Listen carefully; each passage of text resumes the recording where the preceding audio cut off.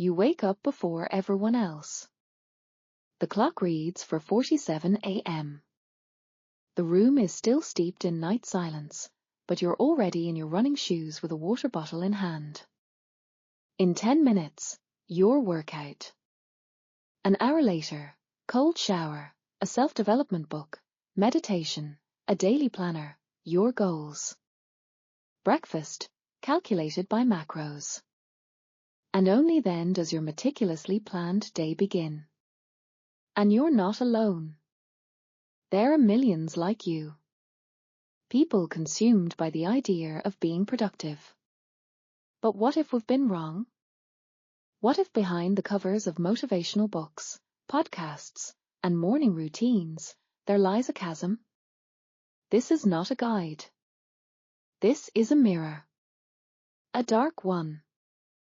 The mirror of productivity you probably don't want to look into. But maybe it's time.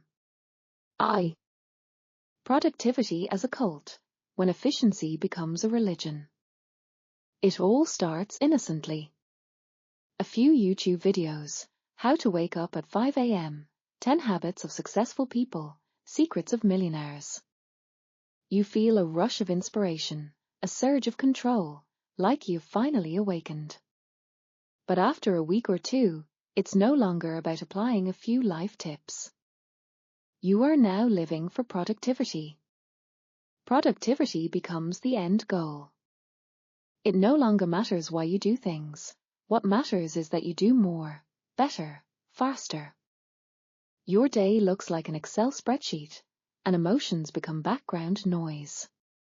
But there's one problem. The human psyche isn't a machine. There's no turbo mode. There's only a limit. And the cult of productivity does not believe in limits. 2. Side effects of high-efficiency living. Instagram stores of wins, habit trackers, screenshots of completed tasks in Notion. All this is the illusion of control. In reality, productivity often hides anxiety. The fear of missing out. The fear of being not enough. You hit the gym not because you want to, but because you must. You read books not for joy, but to keep up with your reading tracker. You meditate to relieve stress caused by your obsession with productivity.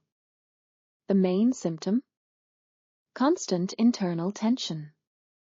Even your rest is scheduled, 30 minutes of fiction reading for emotional decompression. But you're not resting. You're just switching activities.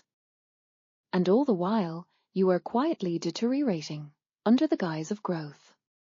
3. When self-improvement is really self-escape. Remember how it started? With the desire to become better. But somewhere along the way, that desire morphed into a form of running away. From what? From loneliness. From the fear of irrelevance. From the gnawing void within. Self-development becomes a method of avoidance. Instead of sitting with your discomfort, you schedule it away. You fear silence. It's unproductive. You fear being idle. It's unmeasurable. But growth rooted in fear is destructive. It burns from the inside. It creates a polished, high-functioning shell, with nothing left inside but echoes. 4. The eternal update syndrome. Every week, you optimize something new. A new app. A better routine. Japanese planning techniques, biohacking, minimalist calendars. You're always tuning the system. But the system doesn't make you any happier. You've become addicted to the process of optimization. And if you're honest, you're terrified to stop. You're afraid that without all this you'll be no one. V. The dark twin of discipline. Yes, discipline is power. But lurking in its shadow is self-violence. You call it motivation, but in your head, the voice goes, you didn't do enough. You're weak. You failed again. You don't forget to rest. You're afraid to. Because in your world, rest is defeat. Even when you go to bed, you're watching videos like how to sleep efficiently to maximize output. You're no longer living. You're managing a factory. And you are the product. 6. When your planner becomes a cage. To-do lists. Quarterly goals. Daily KPI scores. You think you're in control. But the more you try to structure everything, the less life there is in your life. You fear spontaneity. Fear unplanned moments. Fear the void. But in that void is your real self.